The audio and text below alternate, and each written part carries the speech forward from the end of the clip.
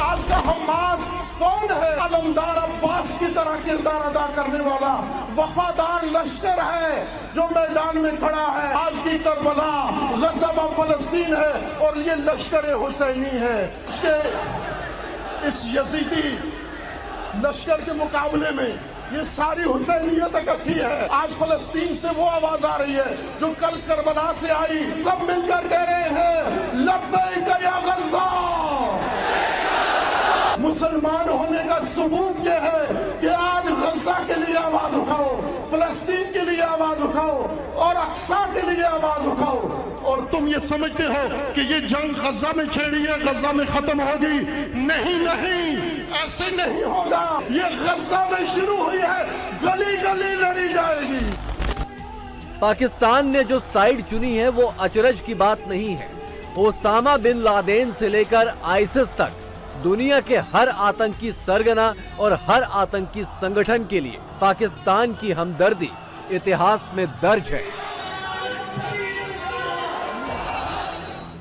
गौर करने वाली बात तो ये है कि हमास और इजराइल की इस जंग में भारत को शामिल करने के लिए पाकिस्तान इतना ज्यादा बेकरार है कि फलस्तीन को लगातार कश्मीर से जोड़ रहा है और आतंकी संगठनों हमास और हिजबुल मुजाहिदीन को फ्रीडम फाइटर बता रहा है।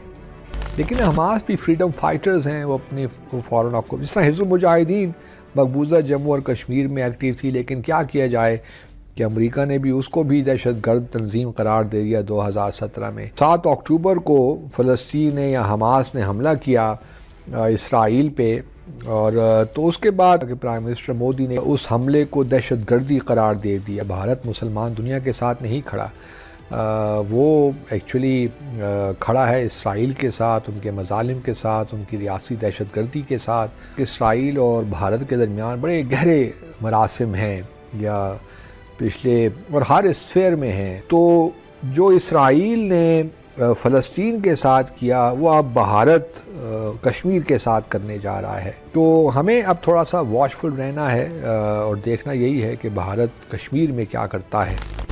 पाकिस्तान में इजराइल और भारत को जानी दुश्मन माना जाता है। दोनों देशों के प्राचीन और बहुसंख्यक समुदाय यानी यहूदियों और हिंदुओं को लेकर पाकिस्तान के जन्म से ही नफरत बोई गई है और पाकिस्तान इन दोनों देशों के वजूद को मिटा देना चाहता है। मुश्किल ये है कि दोनों पर पाकिस्तान का कोई बस ही नहीं चलता, इसलिए सिर्फ नारों से काम चलाना पड़ता है।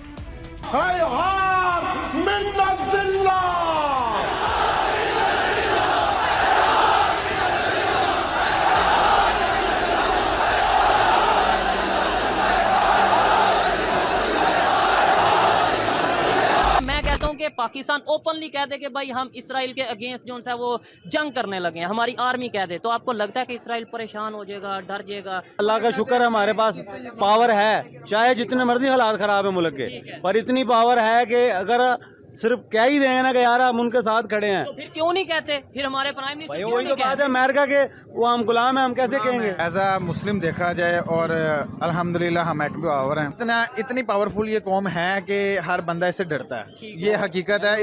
पाकिस्तान अकेला उनके साथ खड़ा हो जाए ना, उनकी टांगे जो है वो कांपने लग जाएंगी। अच्छा, अकेला पाकिस्तान खड़ा हो जाए। क्या समझेंगे हमास ने जो अटैक किया अकलमंदी या बेहतरी का काम किया आपके ख्याल से? नहीं, मेरे ख्याल में हमास ने बहुत अकलमंदी का काम किया है।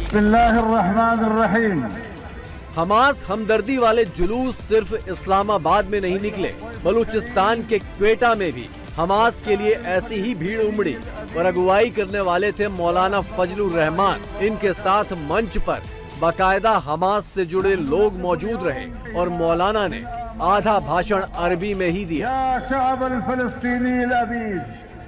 मोदी तो खुलकर इसराइल के साथ खड़ा है, मोदी के मुकाबले में पाकिस्तान के हुक्मरान में ये जुर्रत क्यों नहीं कि वो खुलकर कह सके कि हम गज़ा के मुसलमानों के सारा बशारा खड़े।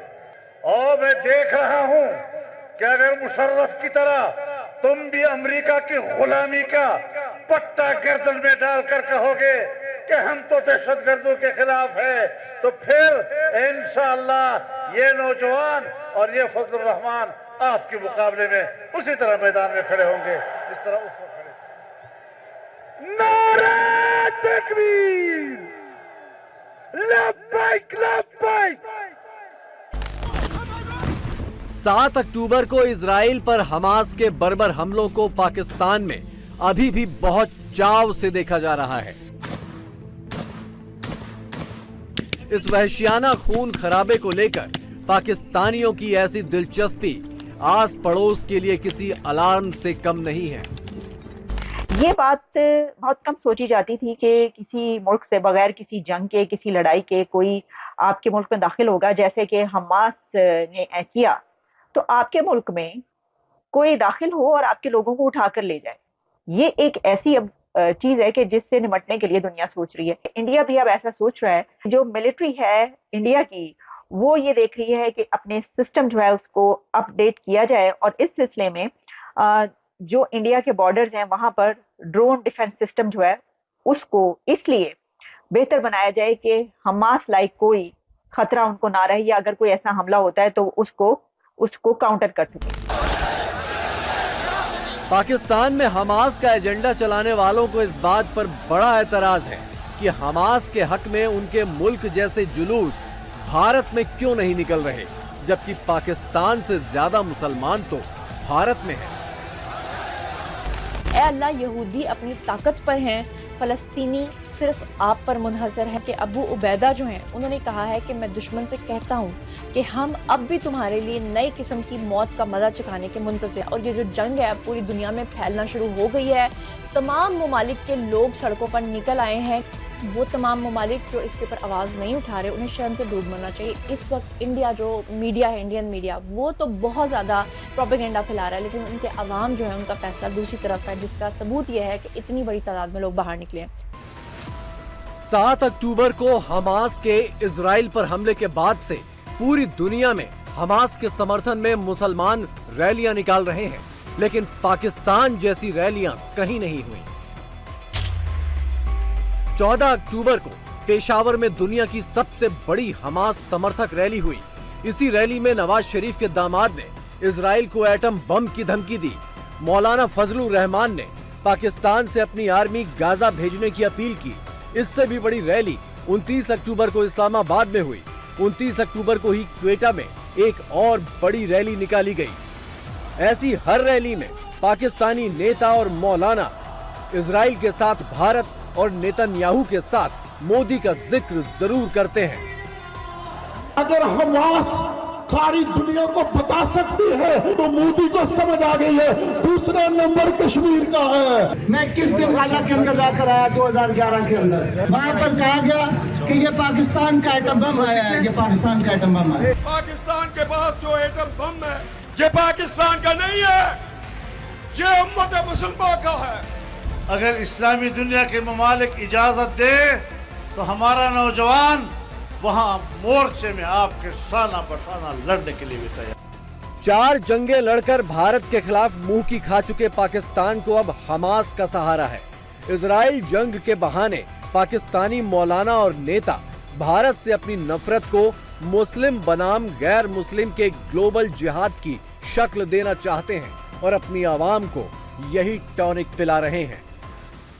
अगर तुम नेतन्याहू के साथ तेल अवीव में खड़े हो और अपना शैतानी असलहा अरब मुल्कों की डिब्बू से निकाल कर उसे दे रहे हो, तो ये सारा अल्लाह का लश्कर मौजूद है और पूरी दुनिया में मौजूद है। सिर्फ रावलपिंडी इस्लामाबाद नहीं, पूरा पाकिस्तान 25 करोड़ अपने मजलूम फलस्तीनी भाइयों गजा वालों के। फलस्तीन में जो जुर्म है उसका ये असली मुजरिम है, कश्मीर के जुर्म का ये असली मुजरिम है। ये इज्तिमा ये बताने नहीं आया कि मजलूमों के लिए हमें दवाएं भेजनी है, कंबल भेजने हैं, फातिहा पढ़नी है, अफसोस करना है, बल्कि ये इसलिए आए हैं सरों पे पट्टियां बांध कर कि हमें भी गजा पहुंचाने का एहतमाम किया जाए, या उन्हीं की तरह मर जाए, शहीद हो जाए, या फिर सरफराज होकर अक्सा में उनके साथ जाकर नमाज शुक्र अदा करें। हमास और मुजाहिदीन को अल्लाह तबारक व तआला कामयाबी अता फरमाए।